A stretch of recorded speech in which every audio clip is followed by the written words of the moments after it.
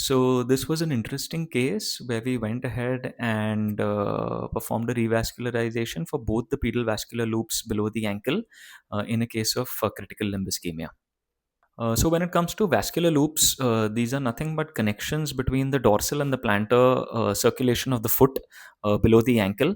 The dorsal aspect is supplied by the dorsalis pedis artery, which is a continuation of the ATA, and the plantar aspect is supplied by the plantar arteries, continuation of the PTA. And connections between these dorsal and plantar circulatory arteries is what forms the vascular loops. So, three important defined vascular loops below the ankle, which connect the dorsal and the plantar aspect.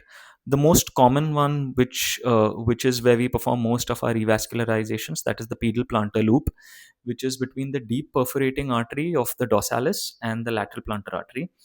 The second important loop is that between the medial tarsal artery and the medial plantar artery, which forms the deep plantar arch. The third loop is of not that much of clinical significance. That is between the arcuate and the lateral tarsal artery, and it supplies the dorsum of the foot.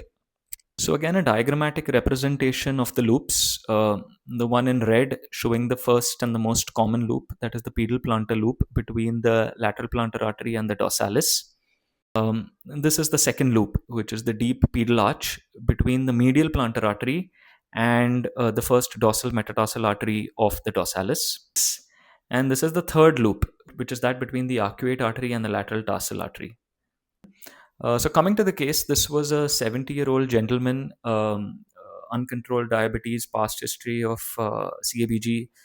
He was also a case of post-renal transplant. He first presented in January 2026, where he had a left great toe wound with the extension of the wound along the medial forefoot as well. A debridement was done at a local hospital, and there was worsening of ischemic changes post that. There were further worsening of the ischemic changes along the medial aspect of the forefoot as well. In March 2026, following a grade 2 amputation, he was then referred to us for a revascularization in view of the Doppler findings suggestive of distal PTA and plantar artery disease.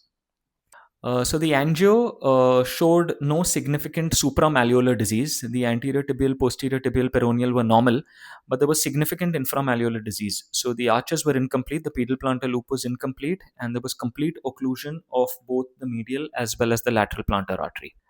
So these are the angio images in AP and lateral projection, showing complete occlusion of both the medial and the lateral plantar artery. The one in blue showing the medial plantar artery, and the one in red, the proposed site of the lateral plantar artery and formation of the pedal plantar loop. So we started with the revascularization of the lateral plantar artery and with an attempt to revascularize the pedal plantar loop. We started with a 14 balloon, and that's a Fielder FC wire showing crossing of the CTO of the lateral plantar artery. Again, an image showing the tracking of the balloon along the Fielder FC wire, and the further advancement of the wire along the pleader plantar loop, and then finally into the area of the dorsalis pedis artery. Now, we could have stopped at this, but in this case, we thought that let us go ahead and revascularize the medial plantar artery as well. So, after a plasty of the lateral plantar artery and the pedal plantar loop, we advanced the balloon into the area of the medial plantar artery, and here's the balloon into the medial plantar artery with the wire tracking along the deep dorsal branch of the dorsalis and then gaining entry into the dorsalis pedis artery. This is a video again showing the tracking of the wire on a roadmap image showing the wire through the medial plantar artery and then through the deep dorsal branch and through the deep dorsal collateral into the dorsalis pedis artery. So here are the spot images. The images on the left showing the lateral plantar artery and the pedal plantar loop plasty that we did, and the image on the right showing the medial plantar artery and the deep pedal arch plasty that we did. Both these were done using a 2 mm balloon. Again, here the pre and the post images in the anterior posterior projection showing the opening up of both the medial plantar artery as well as the lateral plantar artery and opening up of both the arches. Again, the images in the lateral projection showing the recanalization and revascularization of both the medial and the lateral plantar artery with improved wound blush in the area of the wound. This is again showing the serial progression of the wound. So he presented in Jan with an ischemic ulcer, a first debridement again done in Jan, after which there was a worsening of the ischemic changes. Finally, in March 2026, we went ahead with the revascularization.